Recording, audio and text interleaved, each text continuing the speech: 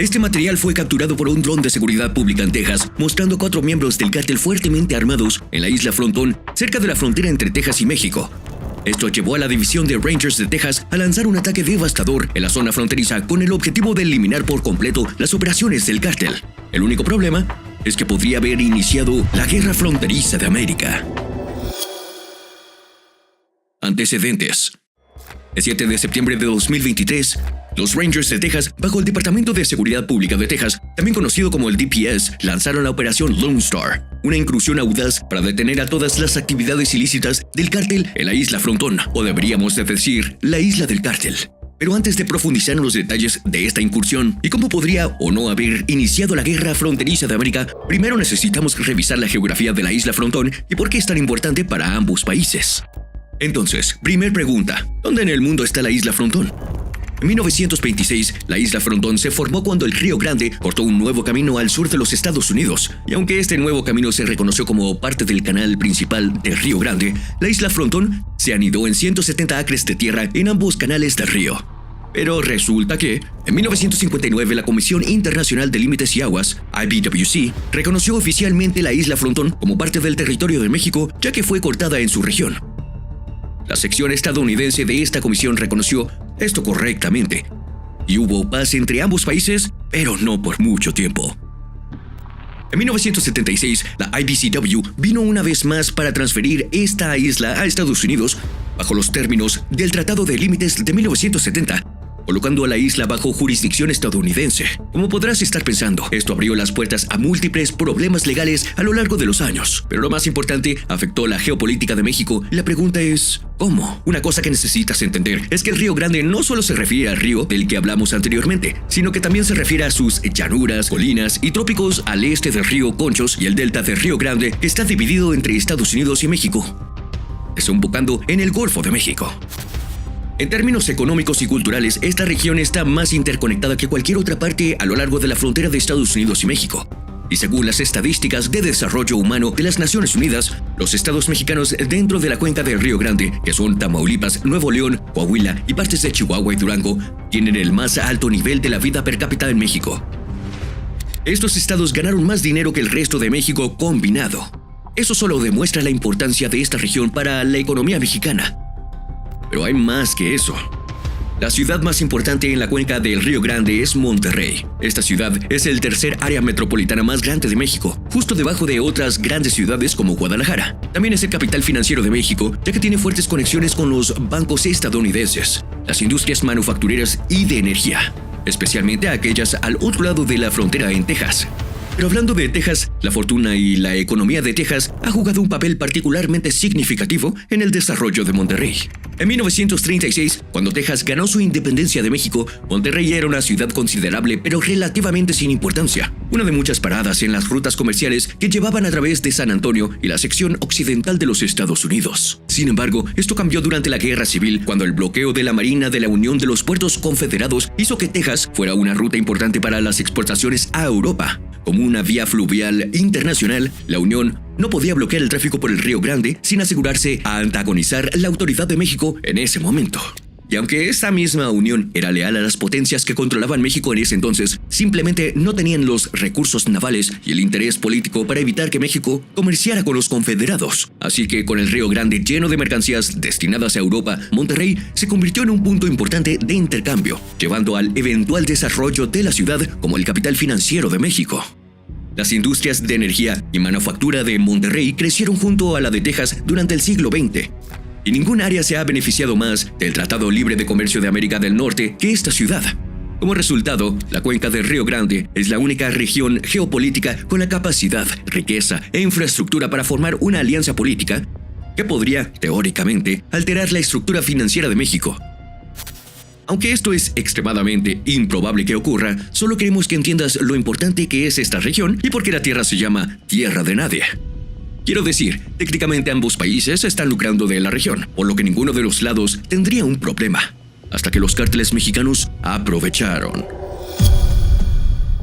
Tráfico de drogas.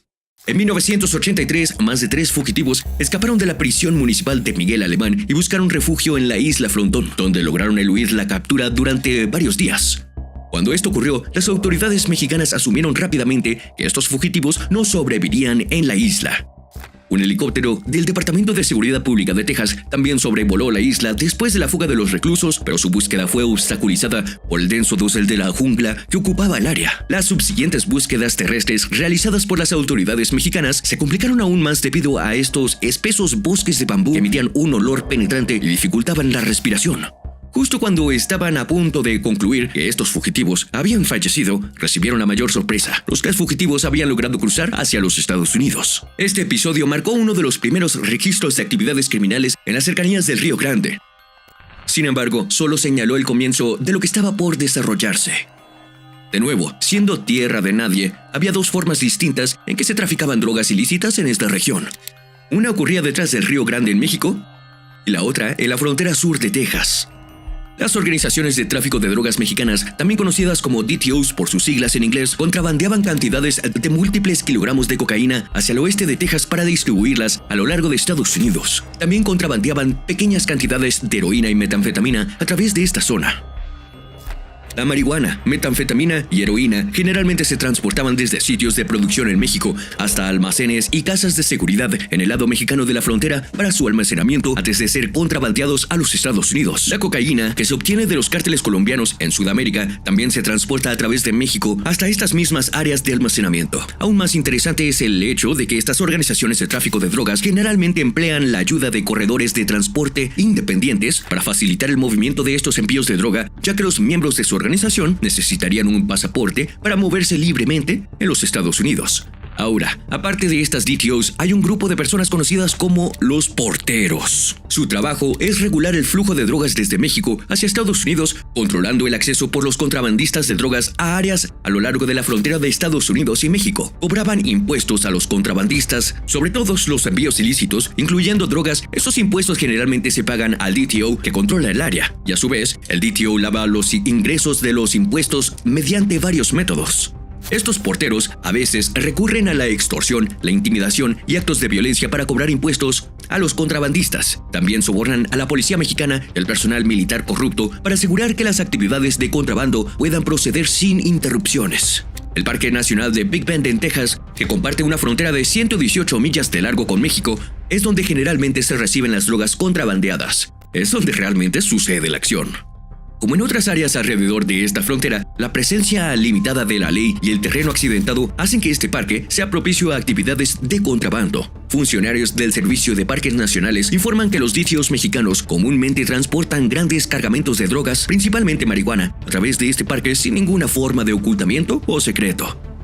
Literalmente las personas se acercaban unas a otras llevando maletines de drogas y dinero y cerraban tratos a plena luz del día sin que nadie los detuviera.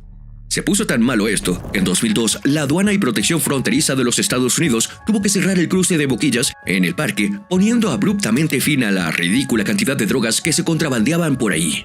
Pero mientras ese se cerraba, otros puertos se abrían. Algunos de estos nuevos puertos a lo largo del Río Grande están alrededor del sur de Texas. Y para contextualizar, el sur de Texas es uno de los corredores de contrabando de drogas más significativos a lo largo de la frontera de Estados Unidos y México. 17 cruces fronterizos se encuentran dentro de esta región y los DTOs mexicanos explotan el alto volumen de tráfico transfronterizo en estos puertos para contrabandear drogas ilícitas a Estados Unidos.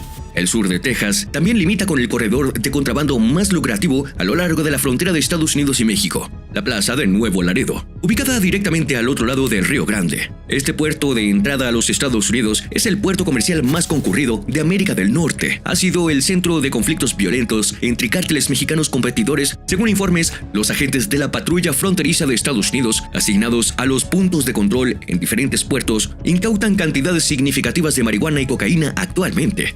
Estoy hablando de toneladas y toneladas de cocaína. Por ejemplo, en junio de 2007, agentes de la patrulla fronteriza asignados al punto de control de Falfurrias, en Texas, incautaron más de 20,000 libras de marihuana ocultas dentro de un tráiler. Eso puede sonar como mucho, pero no es nada comparado con los miles más incautados en otros puntos de control. Estos traficantes, a su vez, idearon nuevas formas de almacenar temporalmente sus envíos alrededor de la zona fronteriza del sur de Texas, particularmente en el Valle del Río Grande Inferior, antes de transportarlos a mercados en todo el país. Los traficantes utilizan diversos métodos en estos lugares para almacenar envíos de drogas pendientes de futuros arreglos de transporte y distribución. Según datos del Centro Nacional de Inteligencia sobre Drogas, entre 2005 y 2007, más cocaína y heroína han sido incautadas por las autoridades policiales en la región del sur de Texas que en cualquier otra área a lo largo de la frontera de Estados Unidos y México. También se han incautado cantidades significativas de marihuana y metanfetamina en la región. Sin embargo, informes recientes de las fuerzas del orden indican que actualmente se están incautando cantidades significativamente menores de cocaína, heroína y metanfetamina en comparación con el pasado. Curiosamente, la cantidad de marihuana incautada ha estado aumentando constantemente a lo largo de los años. ¿Por qué es eso? En tiempos recientes, tanto Estados Unidos como México han intensificado sus esfuerzos contra el tráfico de drogas. La presencia de soldados de la Guardia Nacional en la zona es parte de la Operación Jumpstart, una medida destinada a mejorar la seguridad. Además, México ha desplegado más policías y soldados en la región noroeste para combatir actividades relacionadas con las drogas. Otro factor significativo que contribuye al descenso de la producción de drogas es la dificultad que enfrentan los traficantes para obtener productos químicos precursores, especialmente para la metanfetamina. Esta escasez ha dificultado su capacidad para producir cantidades grandes de metanfetamina en México. Esa última parte es muy importante porque la incautación de grandes cantidades de productos químicos precursores en México está realmente limitando la producción de metanfetamina en México. Pero no se confundan, la disminución en la cantidad de cocaína y metanfetamina que se está incautando actualmente no significa necesariamente que las drogas que se están contrabandeando también están disminuyendo. La mayoría de los puertos alrededor de la frontera todavía se están utilizando para traficar estas drogas. Ahora entendemos cómo el Río Grande ha facilitado el contrabando de toneladas de drogas a los Estados Unidos. Pero, ¿quiénes son los individuos realmente responsables del contrabando? Nos referimos a ellos como organizadores de tráfico de drogas, pero en realidad estos grupos comprenden varios cárteles mexicanos. Entre ellos están los dos prominentes, el Cártel del Golfo y el Cártel de Sinaloa. Principio del final. El 2 de marzo de 2021, una camioneta SUV de contrabandistas cargada con 25 personas fue golpeada por un tráiler matando a 13 personas. Semanas después, 8 personas murieron después de que un contrabandista condujera a los patrulleros estatales de Texas en una persecución que terminó en una colisión frontal. Estos son solo dos de los incidentes más recientes en una trágica lista de tragedias causadas por estos cárteles, pero el daño que han causado es mucho mayor. La escasez de agentes de la patrulla fronteriza en la isla Frontón y el Río Grande han proporcionado a los cárteles oportunidades sin esfuerzo para contrabandear sus drogas, superando incluso sus propias expectativas. Este mayor acceso a las rutas de contrabando ha resultado consecuentemente en un aumento de la violencia a lo largo de la frontera, ya que cada cártel compite por dominar el transporte de sus sustancias ilícitas. Los estados del norte de México, Tamaulipas y Nuevo León han sido desde hace tiempo el centro de conflictos violentos entre el Cártel del Golfo y Sinaloa. El Departamento de Estado considera que Tamaulipas es tan peligroso como Siria, Yemen o incluso Afganistán. Tamaulipas, como la gente lo llama al tratar de imitar el sonido de un AK-47. Tiene muchos puentes internacionales conectados con los valles del Río Grande. Cada día de cada año, ladrillos de cocaína y heroína con el logo del delfín del Cártel del Golfo están cruzando la frontera. Internet también está inundado de videos violentos grabados por sus residentes que muestran tiroteos en las calles, barricadas en llamas, torturas y ejecuciones, imágenes de cuerpos colgados de puentes, montones de cabezas cortadas, lo que sea. Un video en particular de YouTube, visto casi 7 millones de veces, se vio a un reportero de televisión local sin aliento parado en un puente en el centro de Reynosa informando sobre una batalla callejera entre el Cártel de Sinaloa y el ejército mexicano. Y a medida que las ráfagas de disparos automáticos se intensificaban, se agacha cada vez más, hasta que narra la noticia boca abajo con las balas volando por encima. La lucha entre los cárteles del Golfo y Sinaloa por el control de las rutas de contrabando lucrativas han incrementado el número de incidentes violentos y asesinatos relacionados con drogas en estos estados. Sin embargo, desde finales de 2007, la violencia asociada con estos conflictos ha disminuido en algunas áreas. Los funcionarios de la ley en la región reportan una disminución en el número de asesinatos y secuestros, especialmente en Nuevo León. Y si te preguntas por qué, la disminución puede ser el resultado de las operaciones contra el narcotráfico iniciadas por el gobierno de México, así como una tregua reportada entre el Cártel del Golfo y el Cártel de Sinaloa. A pesar de esta disminución, la violencia ha continuado a lo largo del norte de México y ahora los Rangers de Texas han invadido la isla Frontón y podría escalar en cualquier momento. Además, la reciente violencia en el norte de México indica que los cárteles ahora están atacando a aquellos militares y agentes de la ley mexicanos que realizan operaciones contra el narcotráfico a lo largo de la frontera de Estados Unidos y México. El tráfico de drogas generalizado en la zona también contribuye al crimen violento. Estos contrabandistas a menudo cometen asaltos, robos de automóviles, robos con factura, extorsión y asesinatos en el área fronteriza para facilitar el contrabando y proteger sus operaciones de organizaciones rivales o pandillas.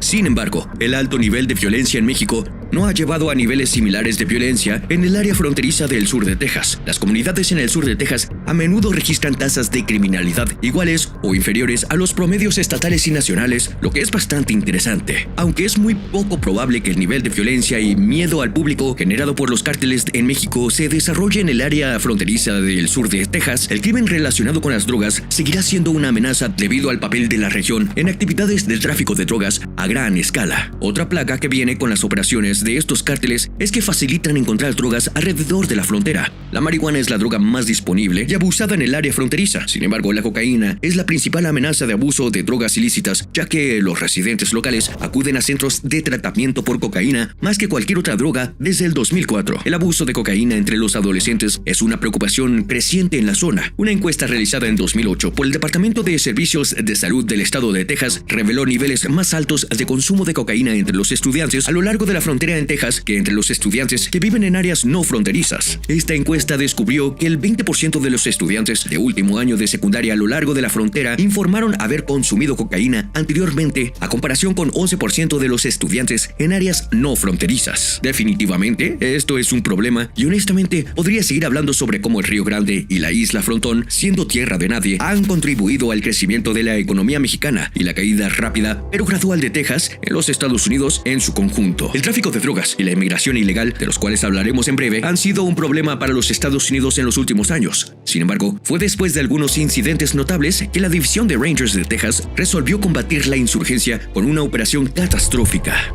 Operación Estrella Solitaria. Operación Lone Star. El 30 de septiembre de 2010, David y Tiffany Hartley, una pareja casada que se había mudado a la frontera desde Colorado 3 años antes por un trabajo en la industria petrolera, se aventuraron en motos acuáticas en las aguas mexicanas de Río Grande. Fueron en busca de una iglesia católica abandonada que habían visto previamente por recreación. Sin embargo, durante este viaje, supuestamente, fueron emboscados por bandidos mexicanos en lanchas rápidas y el esposo, David, desapareció después del encuentro. Según su esposa Tiffany, él fue herido y asesinado. Y aún más angustiante fue que las agencias de la aplicación de la ley de México nunca encontraron el cuerpo de David. En noviembre de 2016, pistoleros abrieron fuego contra la Policía Estatal Mexicana y los patrulleros del Departamento de Seguridad Pública en Texas. En el proceso, un oficial de Texas fue herido en la pierna. Nuevamente en 2019, 4 tiradores armados con armas completamente automáticas dispararon más de 50 rondas desde el lado mexicano del río hacia una lancha de patrulla fronteriza de Estados Unidos. Nadie resultó herido, y aparte de esa masiva violencia contra autoridades estatales y nacionales, la gran cantidad de inmigrantes ilegales se estaban volviendo preocupante. En marzo de 2021, los agentes de la patrulla fronteriza tuvieron 173.348 encuentros con migrantes indocumentados en la frontera sur, eso según informes de la Aduana y Protección Fronteriza de Estados Unidos. Para hacer eso más comprensible, fue un aumento 5 veces mayor sobre el mismo número de inmigrantes registrados justo un año antes, y fácilmente el doble del número de encuentros que los agentes típicamente tendrían en la primavera. De los 2 encuentros de marzo, 60.839 tuvieron lugar en el Valle de Río Grande, más de 3 veces el número registrado en el sector más ocupado después de del río. El perfil más común fueron familias hondureñas, mientras que hombres mexicanos solteros conformaron la siguiente categoría más grande. Así es que por un lado cientos de personas estaban siendo asesinadas y por otro miles más estaban inmigrando ilegalmente a los Estados Unidos, todo a través de la misma ruta. Era obvio que había un problema en la frontera, lo que significaba una cosa y solo una cosa: era hora de tomar acción. En marzo de 2021, el gobernador de Texas, Greg Abbott, lanzó la operación Lone Star para combatir todos los vicios de los que hemos hablado hasta ahora, especialmente de la inmigración, que fue impulsada por las nuevas políticas de inmigración de la administración de Biden. Después del inicio de esta operación, ha habido un aumento de 202% en el número de inmigrantes ilegales capturados. Sin embargo, esta operación enfrentó críticas públicas, incluso de funcionarios estatales, tras informes de retrasos en los pagos a los agentes fronterizos, malas condiciones de vida de trabajo, falta de equipo e instalaciones adecuadas y múltiples suicidios e intentos de suicidio entre los miembros del servicio. A nivel federal, el Departamento de Justicia de los Estados Unidos abrió una investigación de derechos civiles, revisando si habían violado algún derecho o tratado, pero la evidencia que necesitaban aún no había salido a la luz. Varios clips en internet causaron indignación pública respecto a las actividades bajo esta operación. Uno de estos clips se veía a agentes federales de la patrulla fronteriza cortando y destruyendo alambres de púas, lo que provocó más reacciones adversas por parte del gobierno federal. Desde el 2022, el gobernador Abbott ha invocado repetidamente las cláusulas de invasión para justificar sus esfuerzos de aplicación de la ley de inmigración, porque cree que la administración de Biden ha fallado en proteger a Texas contra la invasión. Y esta acusación no hizo más que abrir las puertas a más problemas legales. El 3 de enero de 2024, la administración de Biden demandó a Texas por una ley aprobada que facultaba a las fuerzas del orden de Texas para arrestar a inmigrantes y deportarlos efectivamente por cruzar la frontera ilegalmente. Se fundamentó en el hecho de que Texas estaba interfiriendo con la autoridad exclusiva del gobierno federal sobre inmigración. En cuanto a la respuesta del gobernador Abe, él afirmó que no estaba interfiriendo con nada, porque si lo hiciera, habría hecho que sus hombres dispararan contra tantos inmigrantes ilegales que cruzaran su estado como era posible. Sin embargo, solo era cuestión de meses antes de que realmente intentara hacerlo. Este material capturado mostraba a los Texas Rangers montando ATVs en la isla Frontón para tomar control del terreno. Esto ocurrió después de que el dron de vigilancia de la DPS capturara imágenes de miembros armados del cártel de Sinaloa en la isla. Pero antes de la incursión, la Oficina General de Tierras de Texas determinó que la isla Frontón era tierra estatal, otorgando jurisdicción de aplicación de la ley. La incursión fue exitosa, sin que se registraran bajas. Pero nos queda una última pregunta. ¿Es realmente la isla Frontón propiedad de Texas o pertenece a México? La respuesta a esta pregunta no se puede determinar fácilmente debido a las inconsistencias entre el mapa publicado por la Oficina General de Texas y la descripción de la tierra utilizada durante los tratados con México con relación con el Río Grande.